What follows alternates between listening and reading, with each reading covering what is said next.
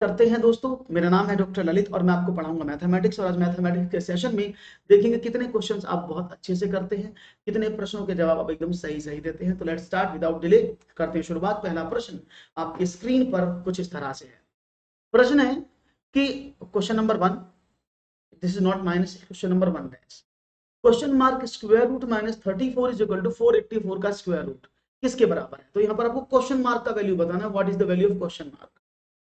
Question है आपके सामने कि square root of question mark -34 is equal to 484। इसका आपको बताना है आंसर क्वेश्चन मार्क का। देखो सिंपलीफिकेशन से लिया गया सवाल है, इजीली हैंडल हो जाएगा। अगर मैं आपको करने का तरीका बताऊं तो यू कैन लेट, अगर आप इसको x मान लें, अगर वैसे तो क्वेश्चन मार्क से भी हो जाएगा, तो भी आप क्वेश्चन को आसानी से कर पाएंगे। तो देखो सबसे पहले हम क्या करते हैं, 484 का स्क्वायर रूट निकालते हैं। दो तरीके हैं यहाँ पर निकालने के। 484 को या तो आप ऐसे निकाल लें, स्क्वायर रूट 2 से करेंगे तो 2 दूनी 4, आपने का 2 2 जोड़ दिया 4, और यहाँ पर 2 लिखेंगे तो 42 दूनी 84, तो 22 आ जाएगा। अदरवाइज आप ऐसे भी कर सकते हैं, 484 की यूनिट प्लेस पर 4 है, यानी ये 2 दूनी 4 और 8 अट्ठे 64, 2 और 8 में से किसी का यूनिट प्लेस बनेगा इसका।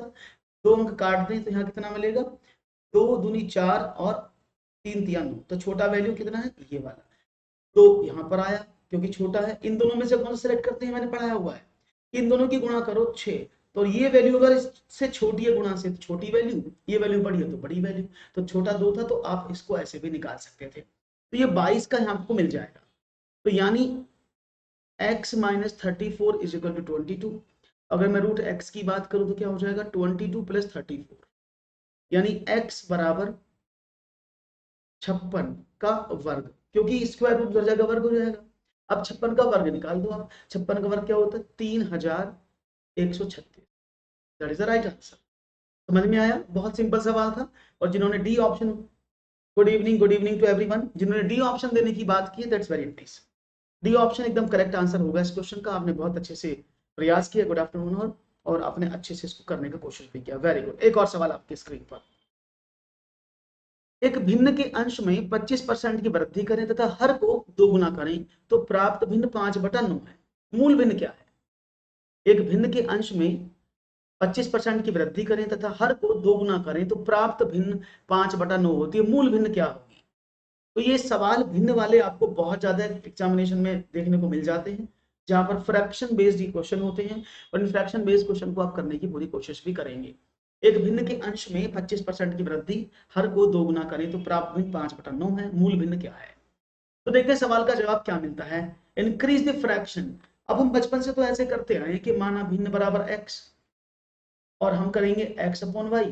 तो हमने इसमें वृद्धि कर दी कितने की, 25% की। तो x का x गुना 25%/100, और y को दुगुना कर दे हम 2y कर देते हैं। तो इसमें हम थोड़ा कॉम्प्लिकेटेड सिचुएशन बन जाती है। तो इसको आसान कैसे करें। देखो कोई भी भिन्न अगर परसेंटेज में दी है तो हर एक राशि खुद में 100% होती है। तो इसका अंश भी 100% है और हर भी 100% है इनिशियल में। उसने कहा कि इसमें आप 25% बढ़ा दो, तो अंश में अगर मैं 25% बढ़ा दूं तो व्हाट इट विल बी 125%। और ये कितना हो गया, हर को दुगुना कर दिया तो 200%। ये हो गया। तो भिन्न क्या बन गया, भिन्न क्या बन गई, 5/9। यानी अब क्या करें, 25 से इसको काटें, 25 पंजे 125, 25 अट्ठे 200। अब इसको उधर भेज दो पूरे को उठा करके। तो जब ये उधर गया तो क्या हो जाएगा, इजिकल टू में क्या बना, 5/9 मल्टीप्लाई बाई 8/5। 5 से 5 कट गया, दैट इज 8/9। तो राइट ऑप्शन क्या है, option number C, that is ABCD। तो 8/9 is the right answer. B option नहीं होगा, जो बी ऑप्शन कह रहे हैं वो बी 4/9 नहीं होगा। It's 8/9 not 4/9। 4/9 कैसे हो जाएगा। फिर से सोचो, गलत नहीं करना है एग्जामिनेशन में। इस तरह से करोगे तो क्वेश्चन गलत हो जाएगा एग्जाम में। तो बी कॉन्सेंट्रेट, इसका आंसर सी ऑप्शन है, बी नहीं है। दैट इज, हाँ 8/9 इज द राइट आंसर। समझ में आया। तो अब ट्रेडिशनल तरीके की जगह अगर इस तरीके से करोगे तो डेफिनेटली आपके क्वेश्चन, दोबारा समझा देता हूं आदित्य, फिर से समझ लो। देखो मैंने कहा कि भाई ये भिन्न है, 100% इसका NR 100% दिया, उसने बोला 25% बढ़ा दो। तो अगर मैं 25% इसमें ऐड कर दूं और हर को दुगुना कर दूं तो नई भिन्न क्या बनी, आपने कहा 125/200% हो गई ये भिन्न। किसके बराबर है? 5/9 के। अगर मैं पूरी एक भिन्न के बारे में बात करूं तो क्या हो जाएगा? 5/9 मल्टीप्लाई बाई 200 बटा 125।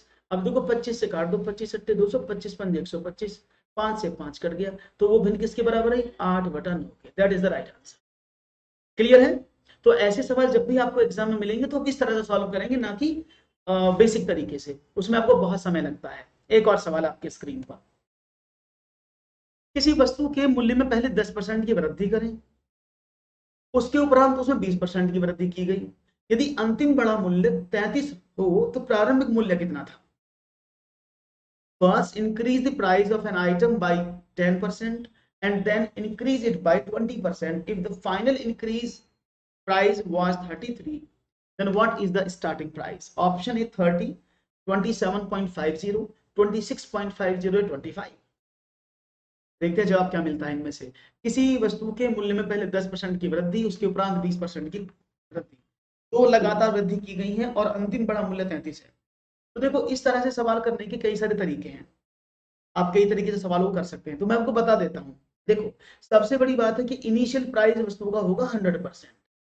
फिर कोई भी वस्तु अगर परसेंटेज में दी है तो उसका प्रारंभिक मूल्य होगा 100%, कोई प्रॉब्लम नहीं है। तो उसने कहा पहले 10% बढ़ाओ फिर 20% बढ़ाओ, उसका मतलब क्या है भाई? दो लगातार प्रोग्रेस, इसका मतलब हमारा इफेक्टिव परसेंटेज है ना। ए कितना है? 10, बी कितना है? 20, प्लस 10 गुणा 20 बटे 30 प्लस 2, तो 32% और बढ़ गया। तो प्राइस कितना हो गया? आपने कहा 100% पहले था, इन दोनों वृद्धियों के आधार पर 32% और बढ़ गया, तो 32% और बढ़ गया, तो कितना प्राइस हो गया? आपने कहा अब उसका प्राइस परसेंटेज में 132% है, 132%, जो किसके बराबर है? 33 के बराबर है। वो पूछ रहा है प्रारंभिक मूल्य, ये 100% का वैल्यू पूछ रहा है आपसे, तो क्या करेंगे? ऐसे तो बताया मैंने परसेंटेज, तो 33 multiply by 100 upon 132, 4 bar cut गया, 25 बार 25 रुपए। Right option D. बी नहीं है, सही से करो सवाल, आप गलती कर रहे हैं सवालों में, प्रश्नों में गलती क्यों हो रही है भाई आपकी? इतनी मैं समझ नहीं पा रहा हूँ, आप इतनी गलती कैसे कर रहे हैं? That is the big issue. Right option 25 बहुत इजी है। आपने एक बार, मैं कोई फॉर्मूला नहीं बता रहा हूं आपको, बस कॉन्सेप्चुअल स्टडी बता रहा हूं कि कॉन्सेप्ट से आप किस तरह से सवालों को चुटकियों में कर सकते हैं। और मुझे उम्मीद है कि आप इस सवाल को समझ भी रहे होंगे और समझ के करने की कोशिश भी कर रहे होंगे। दैट इज वेरी नाइस, बहुत बढ़िया। 25 is the right answer. One more question for you. जब समझ में ना आए तो मुझे बता देना कि यहां से समझ में नहीं आ रहा है, मैं देन दोबारा से एक्सप्लेन कर दूंगा। एक और सवाल, किसी घन की भुजा 8 सेंटीमीटर है, तो उसमें 4 सेंटीमीटर लंबे, 2 सेंटीमीटर चौड़े और 1 सेंटीमीटर ऊंचे कितने बॉक्स आ सकते हैं? If the side of a cube is 8 centimeter, then how many boxes can it be? 4 centimeter long, 2 centimeter wide and 1 centimeter height. तो देखते हैं कितना आता है। एक घन की भुजा दी हुई है आपको और आपको बताया गया है कि उसमें एक घनाभ है 4, 2 और 1 सेंटीमीटर, कितने रखे जा सकते हैं? तो इस बड़ा ही आसान सवाल है। जब ऐसे सवाल परीक्षाओं में आपको मिल जाए ना, तो समझ लेना एक नंबर आपको चल के खुद आ रहा है स्वयं के, भाई साहब ले जाओ मुझे अपने साथ। वो आपकी जिम्मेदारी, आप उसको यस करते हैं कि नो करते हैं। अब देखो ये घन है, समझना, घन में सारी भुजाएं बराबर होती हैं जिसकी, तो इसकी सारी भुजाएं 8 सेंटीमीटर की हैं, 8 लंबाई, 8 चौड़ाई, 8 ऊंचाई। वहीं जो इसमें रखे जाने वो घनाभ हैं, ऐसे वाले जिनकी अलग अलग लेंथ है, वो क्या है? आपने कहा 4 सेंटीमीटर, 2 सेंटीमीटर और 1 सेंटीमीटर। तो अगर मैं इस बड़े पूरे घन में को वॉल्यूम में एक छोटे वाले डब्बे का वॉल्यूम का डिवाइड करूं तो नंबर ऑफ बॉक्सेस मिलेंगे कि नहीं मिलेंगे? अगर मैं इस पूरे बड़े घन में छोटे वाले घन जो उसमें रखे उनके एक घन का, एक घनाभ का वॉल्यूम का डिवाइड कर दूं तो नंबर ऑफ क्यूब्स मिल जाएंगे, नंबर ऑफ बॉक्स मिल जाएंगे। तो इसका क्या होगा? आपने कहा सर घन का तो होता है ए क्यूब और घनाभ का होता है एल बी एच, तो ए क्यूब मतलब 8, तो यानी 8 मल्टीप्लाई बाई 8 मल्टीप्लाई बाई 8, और घनाभ का कितना हो गया? 4 मल्टीप्लाई बाई 2 मल्टीप्लाई बाई 1। सही है? आपने कहा ओके, तो 4 दूनी 8 और 8 अट्ठे 64, तो ऐसे 64 boxes you can put into it. ऐसे 64 बॉक्स आप इसके अंदर रख सकते हैं अगर इस तरह की माप आपको दी है। यस, समझ में आया? आंसर नहीं आ रहे आपके, क्या बात है? मुझे चैट बॉक्स में आपके आंसर नहीं दिख रहे हैं। हाँ, दैट इज सी ऑप्शन। समझते चलो, करते चलो, संभालते चलो, सवाल आप ही के हैं और आप ही को इनके आंसर देने हैं, तो you will get the answer quickly. कोशिश करो तेजी से सवालों के उत्तर आपको मिले। और ये लगातार सेशन आपका चलेगा 4 बजे, जिसमें आपको डेली नए नए क्वेश्चंस आपको मिलेंगे करने के लिए। 5 का सी, बहुत बढ़िया। एक और प्रश्न आपके सामने फिर ये रहा, किसी धनराशि के 10% वार्षिक ब्याज दर से 2 वर्ष का चक्रवृद्धि ब्याज तथा साधारण ब्याज का अंतर 40 रुपए है, तो धनराशि कितनी है? ये शाह और शाह को चेंज कर लीजिएगा, ये शाह और शाह आपस में बदल गए हैं, हिंदी फॉन्ट है, इस वजह से इसमें थोड़ा सा गड़बड़ हो रहा है। तो ये पढ़ने में समझ रहे हो ना आप लोग? हाँ, ये थोड़ी सी मिस्टेक है, इसको सही कर लीजिएगा। अरे आयुष कैसे हैं? तो राइट ऑप्शन क्या होगा? किसी धनराशि के 5%, यानी if the difference between the compound interest and the simple interest of 2 years is 40 rupees from the 10% annual interest rate of a money, then how much is this amount? तो देखते हैं जवाब क्या मिलता है। अब देखो, आपको दर पता है, आपको टाइम पता है, आपको दोनों तरह के इंटरेस्ट से निकलने वाले ब्याज का डिफरेंस पता है, तो अब आपको ये बताना है कि टोटल कितना राशि वो थी।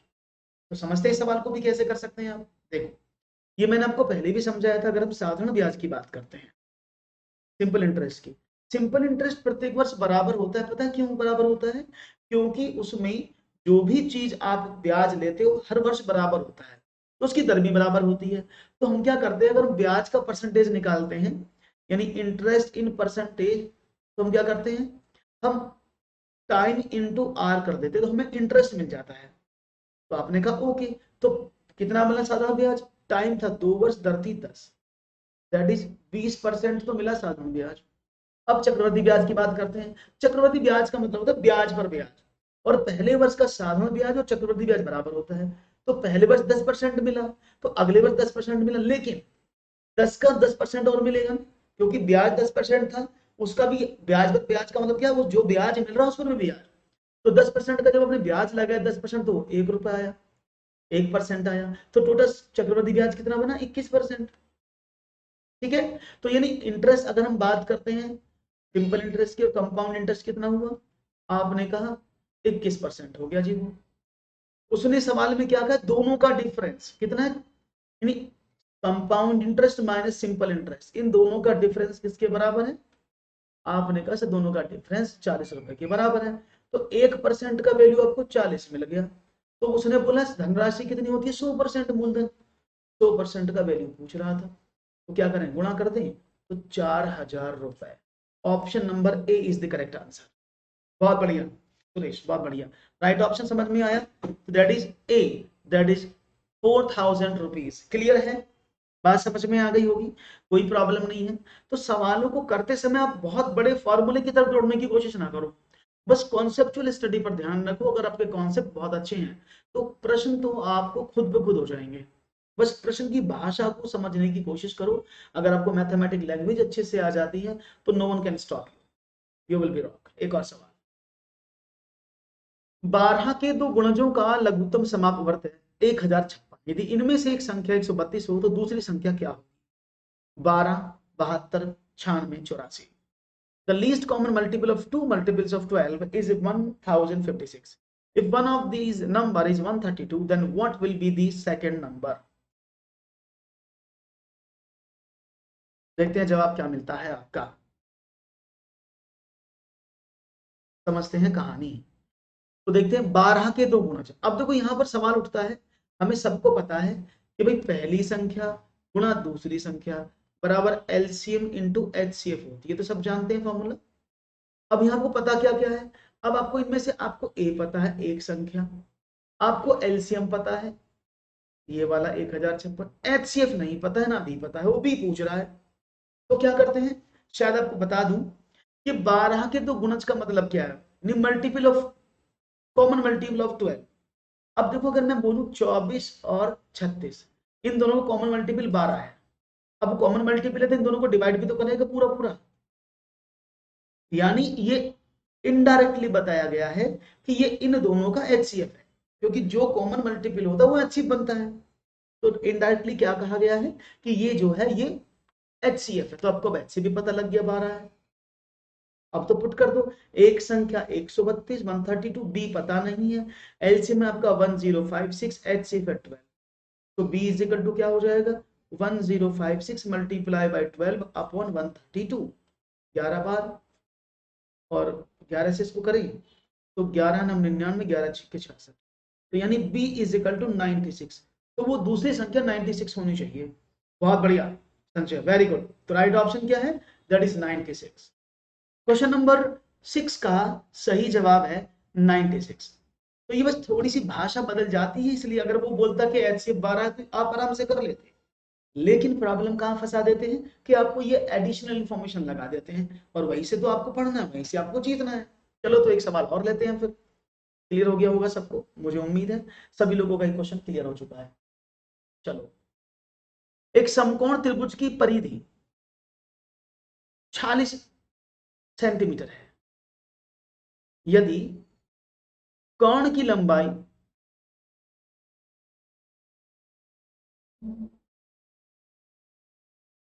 ओके 17 सेंटीमीटर हो तो त्रिभुज का क्षेत्रफल ज्ञात करो। तो देखते हैं आपका क्या मिलता है, जल्दी से दीजिएगा आंसर। इट्स 40। तो भाई थोड़ा सा चेंज कर दे रहा हूँ क्वेश्चन में, इट्स 40, ठीक है, दिस इज 40। चलो देखते हैं जवाब क्या मिलता है। यानी the perimeter of a right angle triangle is 40 centimetre. If the length of the hypotenuse is 17 centimeter, find the area of the triangle। 50 वर्ग सेंटीमीटर, 60 वर्ग सेंटीमीटर, 120 वर्ग सेंटीमीटर या 80 वर्ग सेंटीमीटर। क्वेश्चन नंबर 7 आपके सामने है, और मैं इसको ड्रॉ कर देता हूं जिससे कि आपको प्रॉब्लम ना हो। ये एक समकोण त्रिभुज है, ऐसे आपके सामने है, ये रहा, इसमें ये ए है, ये बी है और ये सी है। उसने कहा इसका कोण जो 17 सेंटीमीटर का है, अगर मैं इसको ए मानू, भुजा को ये बी मानू और ये सी मानू, तो ये 17। अब सवाल दो तरीके से हो सकता है। तरीका नंबर एक बेसिक तरीका है, तरीका नंबर दो आपको पता होना चाहिए, जिसको हम ट्रिपलेट भी बोल देते हैं। तरीका नंबर दो ट्रिपलेट फॉर्मेट में होता है। तो तरीका नंबर एक क्या है, समझ में आया? तरीका नंबर दो ट्रिपलेट फॉर्मेट में क्या होता है उसको भी समझ लेते हैं, तो देखेंगे जवाब क्या मिलता है। Okay, let's understand the concept. आप सभी जानते हैं, अगर मैं बात करूं 17 यहां पर दिया हुआ है, तो 17 अगर किसी का कर्ण है और वो समकोण त्रिभुज है, तो शायद आपको याद आ जाएगा 5 8 15 और 17 का ट्रिपलेट होता है। समकोण त्रिभुज जो बनता है 17 के साथ कर्ण हो और वो समकोण हो, तो 8 और 15 उसकी भुजाएं होती है। जैसे कि ये मैंने आपको बताया हुआ 3 4 5 का ट्रिपलेट होता है, 6 8 10 का ट्रिपलेट होता है ना, 5 12 13 का ट्रिपलेट, ये सब ट्रिपलेट्स होते हैं। यानी इनसे समकोण त्रिभुज का निर्माण होता है और बड़ी भुजा कर्ण होती है। तो अगर मैं इसको देखूं तो ये क्या बन जाएगा, आपने कहा एक बन गया 8, एक बन गया 15। अब सबको जोड़े, 15 8 23 17 40, प्रॉपर्टी एकदम सेटिस्फाई हो गई। और समकोण त्रिभुज का क्षेत्रफल क्या होता है, आपने कहा 1/2 into base into height. 1/2 base कितना, आपने कहा 8, हाइट कितनी, आपने कहा 15, तो 15 चौके 60 centimetre square. Right option is 60। Right option क्या है, the right option is 60, B is the right answer. Not 120 नहीं होगा, 2 का भाग भी करना है। ये आयत का क्षेत्रफल नहीं निकालना आपको, इससे बने आपको ट्रायंगल का निकालना है। और ट्रायंगल क्या होता है, 1/2 इंटू बेस इंटू हाइट होता है। इस बात को समझिए, ऐसे नहीं है कि आप कुछ भी कर देंगे, ठीक है। तो राइट ऑप्शन था ऑप्शन नंबर बी। अगर मैं इसको दूसरे तरीके से बताऊं, उसको भी समझा देता हूं कि सेकंड तरीका क्या है, उसको समझने की कोशिश करेंगे। सेकंड मेथड भी बता देता हूं, जो आपको अधिकतर हमेशा याद रहता है और किताबों में मिलता है, उसको भी समझ लेते हैं। देखो, आपने एक ट्रायंगल बनाया है यहाँ पर, अगर ट्रिपलेट नहीं समझ में आ रहा है तो ये है ए, सपोज ये है बी और ये है सी, और सी दिया 17 सेंटीमीटर, क्योंकि इसका परिमाप क्या होता है, सारी भुजाओं का total, A plus B plus C is equal to कितना, 40। तो ए प्लस बी कितना हो गया, आपने कहा ए प्लस बी 40 माइनस का सी, और सी कितना 17, तो A plus B is equal to 40 minus का 17 इज इक्वल टू 23। तो ए प्लस बी 23 है इक्वेशन नंबर 1। अब क्या हुआ, अब पाइथागोरस थ्योरम को तो जानते होंगे, उसके अकॉर्डिंग क्या होता है कि आधार का वर्ग जमा लंब का वर्ग बराबर कर्ण का वर्ग होता है, दैट इज 17 का स्क्वायर। अगर मैं करूं a प्लस बी का होल स्क्वायर, तो वो क्या होता है, आपने कहा कि sir A square plus B square plus 2ab होता है। अब a प्लस बी तो आपको पता है, यहाँ से 23 है, और a स्क्वायर बी स्क्वायर भी पता आपको 17 का स्क्वायर है, बराबर 2ab, है ना। तो भाई 2ab इक्वल टू क्या हो गया, आपने कहा 23 का स्क्वायर माइनस 17 स्क्वायर। एक बार जोड़ दो, एक बार घटा दो। ये तो था ए स्क्वायर प्लस बी स्क्वायर का, ए स्क्वायर माइनस बी स्क्वायर का फॉर्मूला ए प्लस बी इंटू ए माइनस बी। ऐसे करोगे ना, तो मैंने वही कर दिया बस आपके सामने। अब देखो, तो A B is equal to कितना हुआ, 13 और 17 40 मल्टीप्लाई बाई 8 बटे 2, सॉरी 13 और 17, हाँ ठीक है 40, अब अपॉन 2, आपने कहा ओके, और 13 6 माफ करिएगा 6, तो इसको काटे 120, तो A B is equal to 120 आया। और आपको क्या निकालना है, क्षेत्रफल, और क्षेत्रफल क्या होता है 1/2 ए बी। अब ए बी कितना 120, 2 का डिवाइड और कर दो, तो you will gate 60। Is it clear, बात समझ में आ गई। तो ऐसे की निकाल सकते हैं, चॉइस आपकी, आप जैसा चाहें वैसा कर सकते हैं, लेकिन करना आपको समझ के करना, बिना समझे नहीं हो पाएगा। इज इट क्लियर नाउ, सभी को समझ में आया है। कोई ऐसा मेरा साथी जिसको समझ में ना आया तो प्लीज लेट मी नो, मुझे उम्मीद है सबको समझ में आ गया होगा, फिर भी नहीं आया तो यू कैन आस्क। हाँ ओके, बहुत बढ़िया, यानी आपने कहा, तो मैंने शॉर्टकट देखो कितना आसान था, अगर आपको थोड़ा सा अंदाजा है तो आप बहुत जल्दी विदाउट पेन कर देंगे, अदरवाइज आपको ये प्रोसेस पूरा करना पड़ेगा, तो it will take time. Okay चलो, तो बढ़ते हैं आगे, एक और सवाल की बात करते हैं। ये रहा, यदि 7 क्रमागत संख्याओं का औसत 35 है, तो इनमें सबसे बड़ी संख्या कौन सी है। Average of 7 consecutive numbers is 35, which one of the greatest number। ये देखते हैं आपका जवाब हमें क्या देके जाता है जी। 36, मनोज ने कहा 36, चलिए सबसे पहले आंसर 36 मिला है, बहुत अच्छा। बाकी सब लोग क्या कहते हैं, तो देखो उसको भी समझ लो कैसे करते हैं, पहले मैं बेसिक बता दूं, उसके बाद फिर मैं आपको बताऊंगा इसको करते कैसे हैं। क्रमागत कौन, लगातार संख्याएं होती है, मतलब क्या है कि भाई पहली संख्या अगर x है तो दूसरी x+1, x+2, x+3, x+4, x+5, x+6, ये होगी 7 संख्याएं। इन सबको जोड़ो और 7 से डिवाइड कर दो, यू विल गेट 35। यही तो मतलब है ना, यही तो मतलब है। आपने कहा मतलब यही है, तो आप क्या करें, तो ये हुआ 7x प्लस कितना हुआ, आपने कहा 6 5 11 और 4 15 3 18 2 20 और 21 बटा 7 इज इक्वल टू 35। अब इसको कैसे करें, 7 कॉमन निकालो, तो x+3 upon 7 is equal to 35, यानी x is equal to 35 minus का 3, तो x इज इक्वल टू 32। तो x का वैल्यू 32 है, तो अगर ये 32 है तो लास्ट वाला संख्या कितना है, x+6, तो 32 + 6 इज इक्वल टू 38। तो राइट ऑप्शन सिर्फ एक ने दिया है, दैट इज 38। समझने की कोशिश करते तो हो जाता, क्योंकि आप लोगों ने क्या शब्द में सवाल में, आपने सवाल मैंने पहले पढ़ाया हुआ है मनोबल, इसीलिए आपने इसको गलती से देखते ही कर दिया, और ये नहीं करना है। आपको जो भी सवाल मिले उसको ऊपर पढ़ो, क्योंकि पहले इसका जो औसत था वो 33 था, उसको मैंने 35 कर दिया, अब उसी के कारण आपकी गलती हो गई। ठीक है, तो एग्जाम में ध्यान रखिएगा, सवालों को समझना है, पढ़ना है, तब करना है। अब देखो 7, इसका दूसरा तरीका देख लो, अगर आपको शॉर्ट करना है। क्रमागत संख्या हमेशा एपी में होती है, जिनको बोलते हैं अर्थमेटिक प्रोग्रेशन। 7 संख्या किस में होती है, उनके बीच में एक एक का डिफरेंस होता है, जिनको बोलते हैं प्रोग्रेशन, अर्थमेटिक प्रोग्रेशन। तो मैंने 7 संख्या लिख ली, 1 2 3 4 5 6 और 7, क्योंकि क्रमागत संख्या है, ऑड नंबर है, तो उनका जो एवरेज होता है हमेशा मिड वैल्यू होती है। तो ये जो 35 है उनका एवरेज है, मीडियन है, तो बस 35 यहाँ पर आ गया। अब क्या करना है, 35 से पहले 3 संख्या और 35 के बाद वाली 3 संख्या लिख दो, तो क्या हो जाएगा, 34 33 32 36 37 और 30। समझ में आया। तो आप इतने बड़े काम से बच जाओगे, क्योंकि एक्स एक्स मानने में बड़ा टाइम लगता है, तो आप सिंपली इस क्वेश्चन को यहां से कर सकते थे। क्लियर है, बात समझ में आ गई होगी सब लोगों को, मुझे उम्मीद है कि सब लोगों ने समझ लिया हो, कोई भी प्रॉब्लम किसी को नहीं आई होगी क्वेश्चन को करने में, ऐसा मुझे लगता है। बहुत बढ़िया, एक और सवाल। एक छात्र को परीक्षा में उत्तीर्ण होने के लिए 40% अंक लेने थे। उसने 178 अंक प्राप्त किए तथा 22 अंकों से अनुत्तीर्ण घोषित किया गया। कुल पूर्णांक कितना था? Students had to score 40% to pass the exam. He scored 178 points and was declared unsuccessful with 22 points. What was the total integers? What was the total marks? Or what is the maximum marks? तो समझते हैं सवाल को। देखो, सवाल की भाषा को समझने की कोशिश करोगे तो ये एक बार में समझ में आ जाएगा।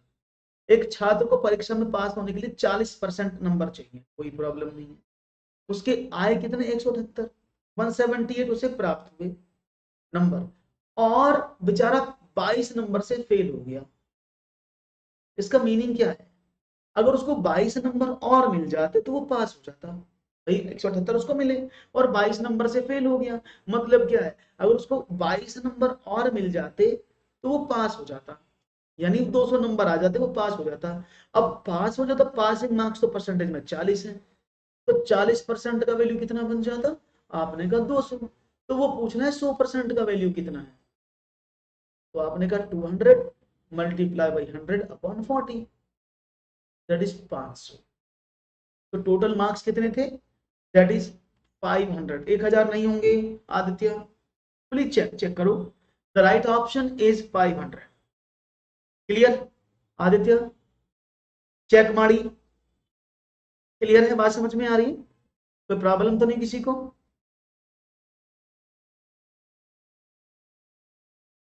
क्लियर था? बहुत इजी सवाल था, बहुत इजी कॉन्सेप्ट है, देखो कोई फॉर्मूला नहीं लग रहा है इनमें, बस आप ये कॉन्सेप्ट काम कर रहे हैं।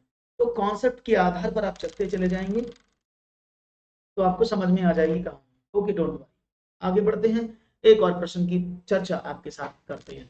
तो one more question for you guys. ये रहा प्रश्न। एक समचतुर्भुज की भुजा 12 सेंटीमीटर हो तथा एक विकर्ण की लंबाई 26 सेंटीमीटर हो, तो समचतुर्भुज का क्षेत्रफल ज्ञात करें। एक समचतुर्भुज की भुजा 12 सेंटीमीटर है, एक विकर्ण की लंबाई 26 सेंटीमीटर है, तो समचतुर्भुज का क्षेत्रफल ज्ञात करें। If the side of A rhombus is 5 centimetre and the length of A diagonal is 26 centimetre, find the area of rhombus। तो देखते हैं जवाब क्या मिलता है इसका।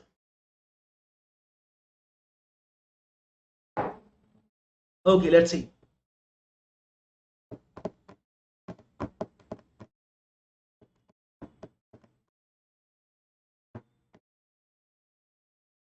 ओके, देखो पहले समझो समचतुर्भुज क्या होता है। देखो ये होता है समचतुर्भुज, इधर बना देते हैं ऐसे, सवाल उधर कर देंगे। समचतुर्भुज का मतलब होता है सारी भुजाएं इक्वल और कोई भी कोण 90 डिग्री का ना हो, इसको बोलते हैं समचतुर्भुज। सारी भुजाएं बराबर और कोई भी कोण एक 90 डिग्री का नहीं होना चाहिए, वर्ग का बढ़ावा ही होता है, ठीक है ना। अब इसके विकर्ण की बात करते हैं। अगर हम विकर्णों की बात करते हैं तो विकर्ण की प्रॉपर्टी है इसमें क्या, कि समचतुर्भुज के जो विकर्ण है, ये ए है फॉर एग्जांपल, ये बी है, ये सी है और ये डी है, तो समचतुर्भुज के जो विकर्ण है ना, एक दूसरे को जहां प्रतिच्छेदित करते हैं, एक दूसरे को बाइसेक्ट करते हैं। यानी मतलब क्या है, O A is equal to O C, O B is equal to O B, ठीक है ना। ये वाला बाइसेक्ट में बराबर बराबर तोड़ देते हैं। दूसरी कंडीशन क्या है, कि वो जहां काटते हैं वहां पर समकोण बनता है, राइट एंगल। तो हम ये कह सकते हैं कि समचतुर्भुज के विकर्ण एक दूसरे को लंब समद्विभाजित करते हैं। You can say the diagonal of rhombus bisect perpendicularly। Condition number एक। दूसरी कंडीशन क्या है, हमारे बड़ा अंदर मन में ये रहता है, बता दूं आपको, कि A C not equal to B D, यानी विकर्ण बराबर नहीं होते। अभी आप सोच रहे हो दोनों विकर्ण अलग अलग होते, तो मैंने ये समचतुर्भुज की कुछ प्रॉपर्टीज आपको बताई जो आपको हेल्प करेंगी। अब बात करते हैं, अब उसने कहा सवाल में कि भुजा 12, ये तो 12 की हो गई, तथा एक विकर्ण की लंबाई 26 है, तो ये विकर्ण जो है ये 26 का हो गया। तो 26 का मतलब ए बी, ए सी 26 का है। जब उसने बाइसेक्ट किया ओ ए और ओ सी में, तो कितने कितने का हो गया? आपने कहा सर 13 13 का हो गया। ये तो 13 13 का, कोई प्रॉब्लम नहीं है। 13 13 का हो गया, तो अब क्या करें? अब ये है समकोण। अब तो आपको पता लग गया होगा कि भाई 12 13 आपको मिल रहे हैं यहाँ पर। जब 12 13 के साथ आप एक और एंगल निकालोगे तो वो क्या होगा, पाइथागोरस से। तो 5 12 13 की तो बनता है ट्रिपलेट। भाई ट्रिपलेट जो बनेगा 5 12 13 का बनता है, तो ये 5 हो गया। अब ये 5 है तो ये कितने का हो जाएगा, ये भी 5 का। तो यानी कुल मिलाकर AC कितना हो गया 10। ये सवाल थोड़ा सा बाई मिस्टेकन हो गया है, बता देता हूँ, क्योंकि 13 इसको होना चाहिए था, लेकिन अब मैं इसके अकॉर्डिंग करा देता हूँ इसको, क्योंकि इसकी भुजा 13 होनी चाहिए थी, तब इसका विकर्ण बनता है, क्योंकि कर्ण जो ये वाला है सबसे बड़ा ये होता है। फिर भी मैं इसके आधार पर बता देता हूँ, इसलिए इसके आंसर भी गलत हो सकते हैं, ठीक है ना। तो अब आपको पता है समचतुर्भुज का क्षेत्रफल क्या होता है, एरिया। एरिया होता है 1/2 multiply by D1 into D2। अब 1/2 D1 कितना है आपके सामने, आपने कहा सर 26, D2 कितना है 10, तो डिवाइड करें 13, तो ये 130 आएगा, दैट इज 130, जो इसमें ऑप्शन में नहीं है, ठीक है ना। तो राइट ऑप्शन 130 होना चाहिए according to this question.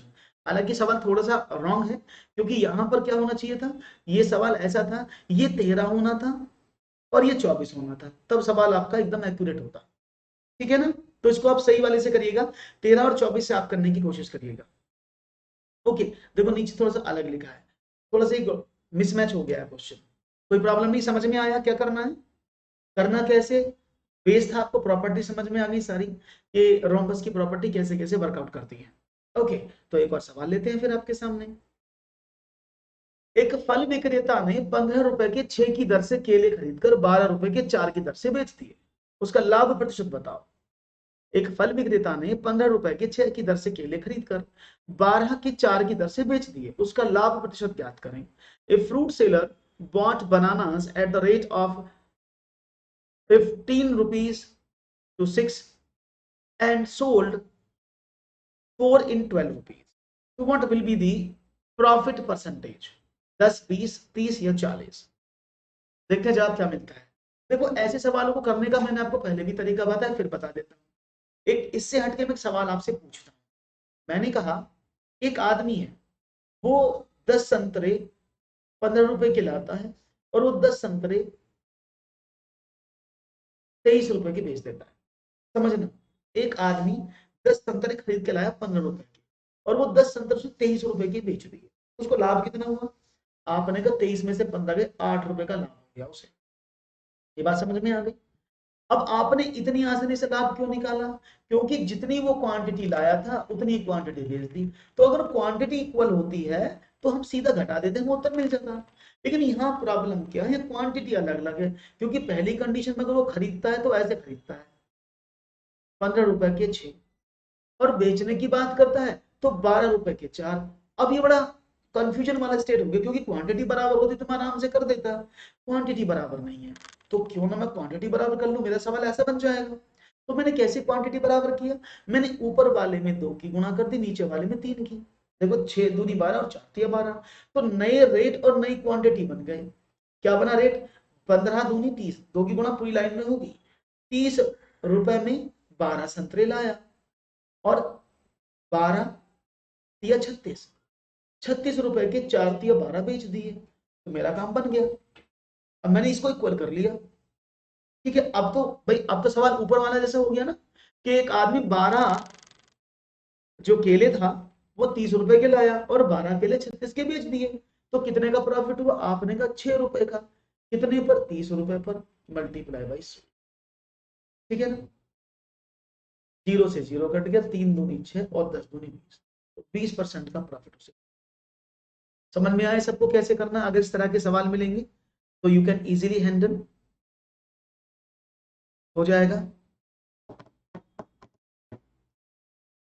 Easy है, कॉन्सेप्ट इजी है। तो जब भी आदमी ऐसे सामान लाए और दूसरी क्वांटिटी में बेचे, या किसी और रेट पर किसी और क्वांटिटी से बेचे, तो बस आप उसको बराबर कर लो, आपका उत्तर हमेशा बिना किसी प्रॉब्लम के और बिना किसी मेथड के आ जाए। बस आपको सोचना है कि करना कैसे है, then you will get the answer. Clear है, बहुत बड़े। तो B is the right answer आपने दिया है, बहुत ही खूबसूरती से जवाब। एक और प्रश्न की तरफ बढ़ते हैं और देखते हैं वन मोर क्वेश्चन क्या है आपका। यदि 35 घोड़ों के लिए 500 किलोग्राम अनाज 21 दिन के लिए पर्याप्त हो, तो 28 घोड़ों के लिए 720 किलोग्राम अनाज कितने दिनों के लिए पर्याप्त होगा।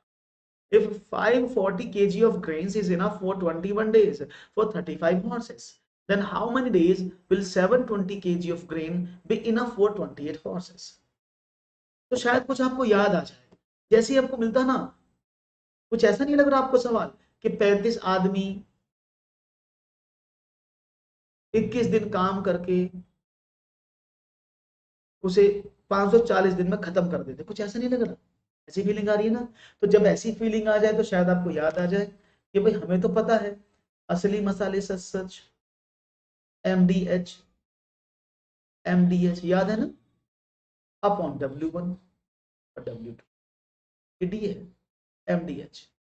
तो क्या करें, अब यहां पर M की जगह घोड़े हैं, D की जगह दिन है, आर्स नहीं है, तो मैं सीधा लिख दूं, जो नहीं उसको हटाओ, M1D1 upon W1 is equal to M2D2 upon W2। M1 means आदमी, नहीं तो आदमी जो तो घोड़े 35, Day1 मतलब 21 दिन, और W मीन्स कितना करते थे कम, 540 kilogram, is equal to M2 कितना है, 28 घोड़े हैं, दिन पूछा था, और W2 कितना है, 700। कोई प्रॉब्लम किसी को? अपने का नहीं, तो 0 से 0 कट गया, बराबर था। तो क्या करें, D2 is equal to what, आपने कहा इसे D2 35 multiply by 21 multiply by 72 upon 28 multiply by 50। ठीक है भैया, अब देखो 7 से काटते हैं इसको, 7 पंजे 35, 7 चौके 28, 18 चौक 72, 18 तिया 54, और 3 नाम 70, तो 9 पंजे 45, दैट इज 45। तो 45 दिनों के लिए वो पर्याप्त। समझ में आ गया सबको? कोई प्रॉब्लम तो नहीं है? तो बिल्कुल भी आप अनुपात समानुपात में जब क्वेश्चन करेंगे तो बहुत सिंपल है, जब इस तरह के सवाल मिल जाए तो हमें हमेशा MDH काम आए, MDH का तड़का, सवाल का अंग अंग फड़का, समझ रहे हो ना? हाँ, उस फड़के को लगाओ और सवालों को आसानी से जीत के चले जाओ ग्रीस शैलो। एक और सवाल लेते हैं फिर, उम्मीद है कि आपके जवाब मुझे अच्छे से मिलते जाएंगे और आपके सवाल अच्छे से आसानी से होते चले जाएंगे। तो one more question for you, कोई धनराशि साधारण ब्याज की किसी दर से 8 वर्ष में 2900 रुपए हो जाती है तथा 10 वर्ष में 3000 रुपए हो जाती है, ब्याज की दर ज्ञात करो। एक राशि है, ए सम becomes ₹2900 in 8 years at the rate of simple interest and ₹3000 in 10 years. Find the interest given. कोई बात नहीं है इमाम जी, कोई बात नहीं इमाम। नेक्स्ट इस वाले को ट्राई करेंगे। कोई धनराशि साधारण ब्याज की दर से 8 वर्ष में 2900 रुपए हो जाती है तथा 10 वर्षों में वो 3000 रुपए हो जाती है, तो ब्याज की दर बता दो। साधारण ब्याज की बात हो रही है, देखते हैं जवाब क्या मिलता है आप लोगों का। देखो सिंपल थ्योरी है भाई, वो 8 वर्ष में 2900 रुपए हो गई, कोई बात नहीं, आपने कहा सर 8 वर्ष में 2900 हो गई, और 10 वर्षों में कितनी हो गई, आपने कहा 3000 रुपए हो गई।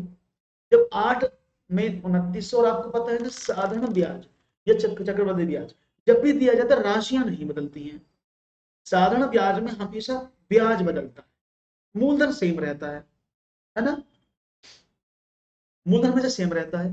तो अगर मैं इन दोनों को घटाऊं तो मुझे ब्याज मिलेगा 2 साल, 10 में से 8 के 2 वर्ष, ब्याज मिला 100 रुपए, यानी 2 साल का जो ब्याज है वो 100 रुपए है। जब 2 साल का ब्याज 100 रुपए है तो आपने कहा कि भाई 1 साल का ब्याज कितना होगा, आपने कहा कि सर 100/2, 1 साल का ब्याज 50 रुपए, क्योंकि वो 8 साल में 2900 रुपए हो रही थी। भाई 8 साल में जब 2900 रुपए हो रही थी तो उसमें प्रिंसिपल भी था और इंटरेस्ट था, ये तो 8 साल में मिश्रण हो गया ना, कि कोई राशि थी 2900 रुपए बन गई तो प्रिंसिपल अमाउंट भी उसमें रहा और उसमें इंटरेस्ट भी रहा। अब 8 साल में टोटल इतना बना, 8 साल का इंटरेस्ट में निकालू, क्योंकि 1 साल का ब्याज 50 रुपए है, तो 8 साल का कितना 400 रुपए, तो इस 2900 रुपए में 400 रुपए ब्याज था, इसको घटा दें तो कितना मिला 2500 मूलधन। मैं सब चीज बता रहा हूं आपको निकाल के, तो 2500 रुपीज उसका मूलधन है, जो उसने लगाया वो 2500 रुपए लगाए जो इतने बन गए। अब ब्याज पूछा है कितना परसेंट था, तो भाई 50 रुपए 1 साल में मिलते हैं 2500 रुपए के हिसाब से, जो उसने इन्वेस्ट किए मल्टीप्लाई बाई 100, तो 25 50 और 5 से काटे तो आपने कहा 2, तो रेट ऑफ इंटरेस्ट इज 2%। जिन्होंने डी कहा है वो एकदम सही है, बफरिंग नहीं। इज इट क्लियर नाउ, समझ में आ गया? कोई प्रॉब्लम तो नहीं भी किसी दोस्त को? आसान था। तो मैंने आपको एक एक कॉन्सेप्ट कैसे दर निकलेगी, क्या ब्याज बना, क्या मूलधन बना और क्या रेट ऑफ इंटरेस्ट आया, शायद आपने एक बार में पूरी कहानी आपके दिमाग में सेट हो गई होगी। एक और सवाल लेते हैं फिर, अगर सेट हो गई है तो बहुत अच्छी बात है। One more question. 20% में 30% के दो क्रमवार भट्टे किस एक समतुल्य भट्टे के बराबर है? Which two equal bets of 2% and 20% and 30% are equal to one of the discount? इनमें से किसके बराबर है? देखते हैं जवाब क्या मिलता है। अब देखो, जब भी आपको इस तरह का सवाल मिले तो शायद आपको याद हो मैंने क्या बताया है कि जब दो क्रमवार, दो कॉन्जुगेटिव डिस्काउंट, दो कॉन्जुगेटिव प्रॉफिट्स दिए जाते हैं तो आप हमेशा इफेक्टिव परसेंटेज को यूज करते हैं, A plus B plus A B by 100, है ना। आपने कहा ओके। अब हम पुट कर देते हैं सवाल को, मुझे आंसर में मिलने लगे इसके डी। लेकिन एक चीज को हमेशा याद रखना, वो कौन सी है? अगर आपको लॉस, घाटा, नुकसान, हानि होती है तो वो डिस्काउंट नेगेटिव में लिया जाता है। अगर आपको प्रॉफिट होता है, फायदा होता है, तो आप उसको हमेशा प्लस में रखते हैं। तो अगर मैं इसमें पुट करूं तो दोनों ही डिस्काउंट है तो दोनों माइनस हो गए ना। तो माइनस का 20, माइनस का 30 plus minus 20 multiply by minus का 30 अपॉन 100। आपने क्या देखा? तो माइनस का 50 प्लस का, देखो 3 दूनी 600, 10 6, तो माइनस का 50 प्लस का 6 इज इक्वल टू 44 माइनस का, और माइनस क्या होता है? डिस्काउंट, हानि। तो 44% का डिस्काउंट होगा टोटल मिलकर के। तो जिन्होंने डी ऑप्शन दिया है वो गलत है, जिन्होंने ए ऑप्शन चूज करने की कोशिश की है that is the wrong answer. समझ में आ रही है बात? तो सही से करने की कोशिश करेंगे then you will get the. Clear है सबको? ऐसा कोई मेरा साथी जिसको क्लियर ना हो तो प्लीज लेट मी नो। तो फिर एक और सवाल लिया जाए। Then one more question. C is the right answer. सबको क्लियर है ना? बहुत बढ़िया। तो एक और सवाल। 7 to the power 95 minus 3 to the power 58 का इकाई अंक क्या होगा? बहुत ही सिंपल सवाल है और ये सवाल बहुत बार पूछे जाते हैं। 7 to the power 95, 3 to the power 58 में यूनिट प्लेस क्या होगा? What will be the unit number of the given question?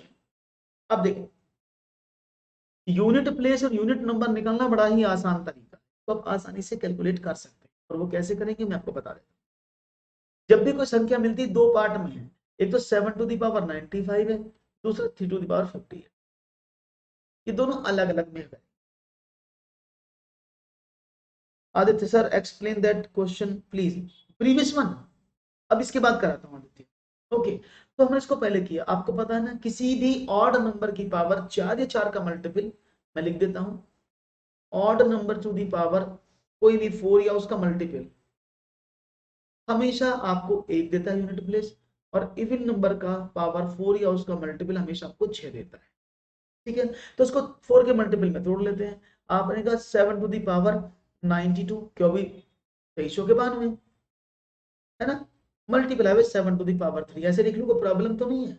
4 से कटने वाली पावर एक तरफ निकाल, माइनस 3 टू दी पावर कितना 58, तो 3 to the power 56 into 3 to the power 2, क्योंकि 14 चौके 56 होते हैं। अब इस वैल्यू को तो आपको पता है ना, that is 1 into 7 to the power 3 का मतलब कितना हुआ?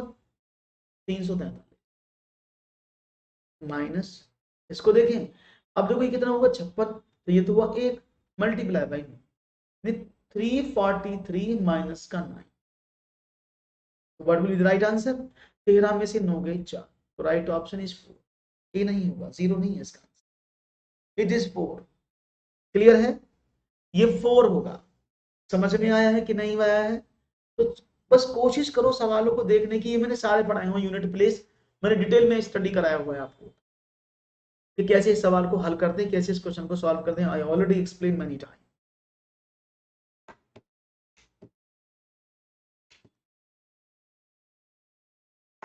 ओके, देखो बहुत सिंपल सवाल था आदित्य।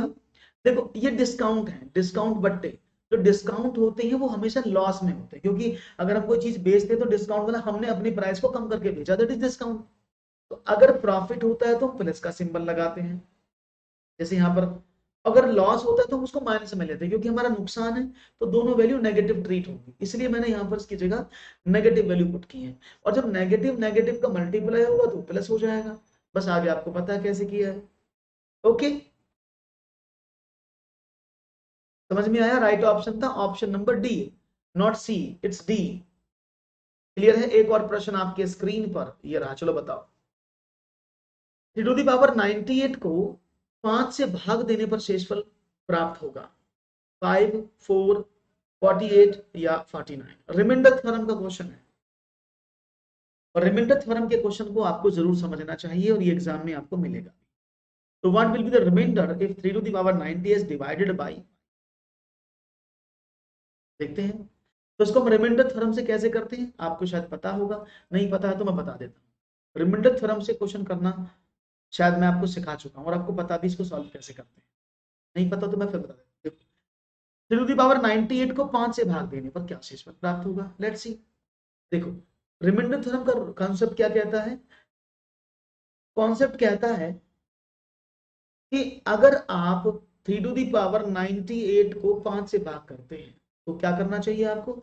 आप ऊपर वाली संख्या से ऐसी चीज कॉमन निकालेंगे जिसमें dr से डिवाइड करने पर प्लस का 1 या माइनस का 1 बन जाए। समझ में आ रही है? तो इसका मतलब क्या है? इसका मतलब 3 into 3 into 3 into 3 up to 98 time तक 3 की मल्टीप्लाई है। अब 5 का डिवाइड करना, तो मल्टीप्लाई करके डिवाइड करना बड़े डिफिकल्ट है। हम क्या करेंगे? हम ऐसी संख्या ऊपर से निकालेंगे जिसमें भाग करने पर आपको 1 रिमाइंडर मिले, प्लस का हो चाहे माइनस का।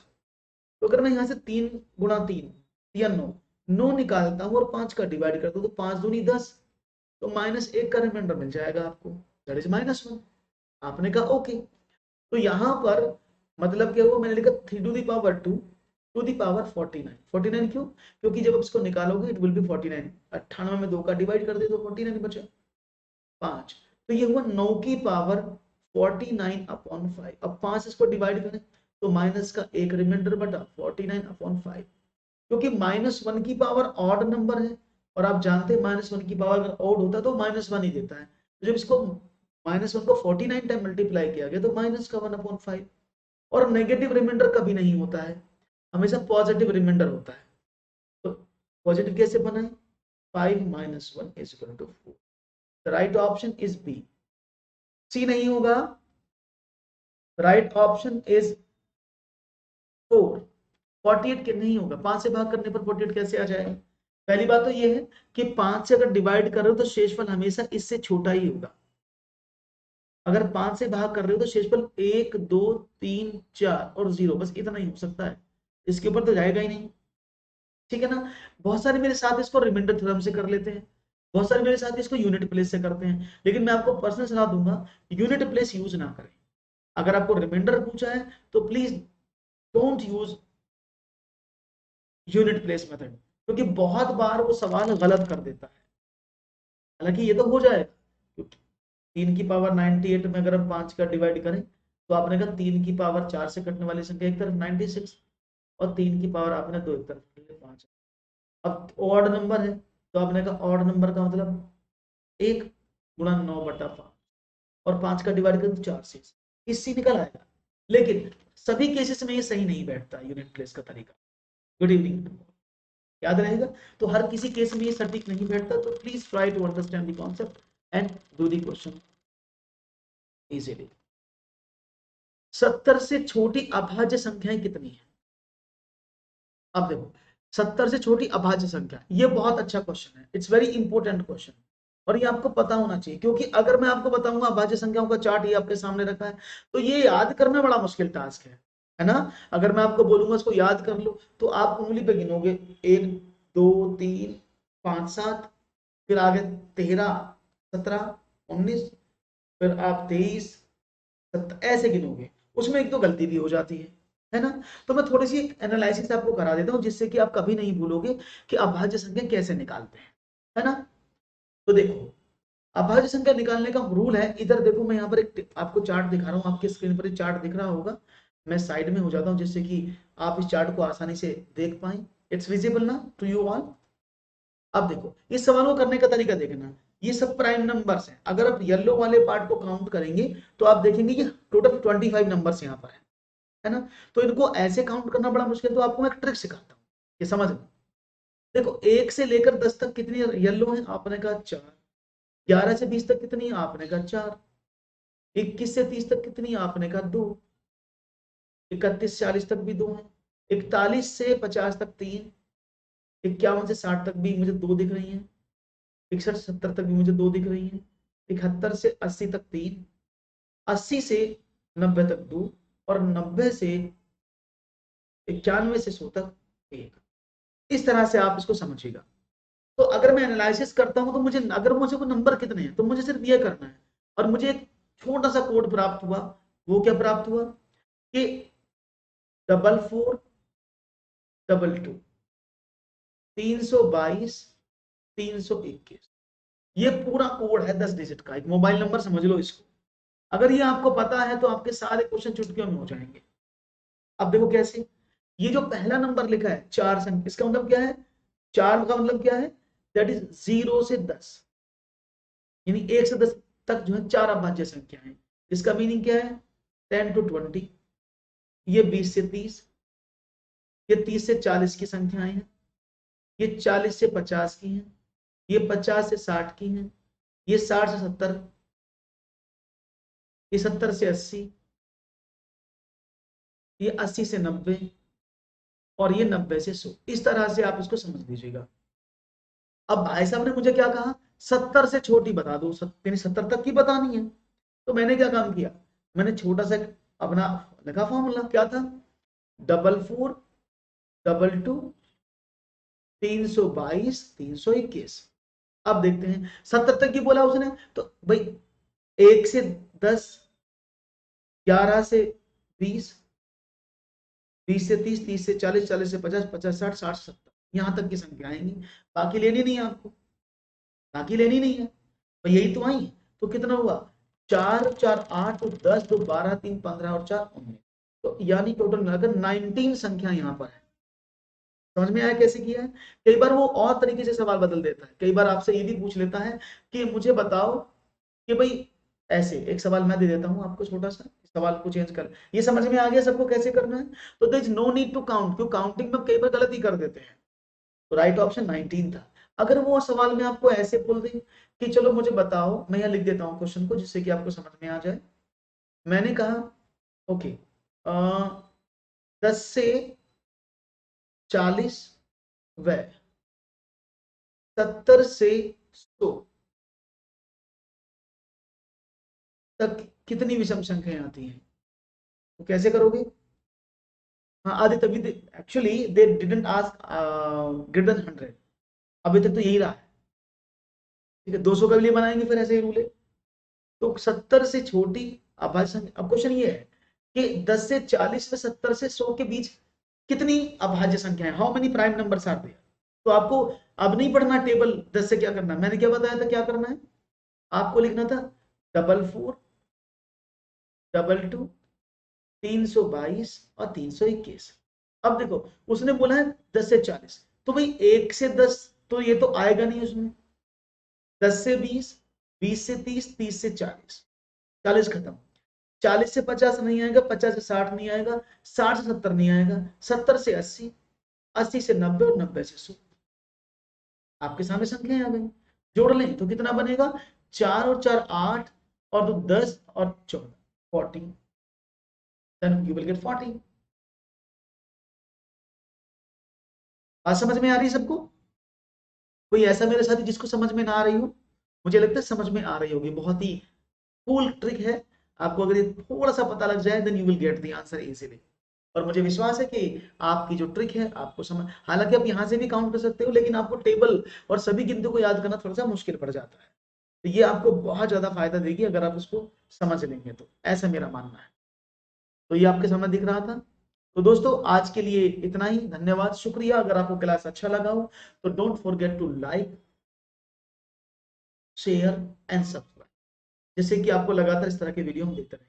तो आज के लिए इतना ही। आपको आज की क्लास कैसा लगा, आपको आज के प्रश्न कैसे लगे, प्लीज मुझे बताइएगा कमेंट सेक्शन में, और फिर हम आपके आगे आपसे मिलेंगे इसी समय इसी जगह नए क्वेश्चन के साथ। तब तक के लिए दीजिएगा इजाजत। Thank you very much. Have a nice day.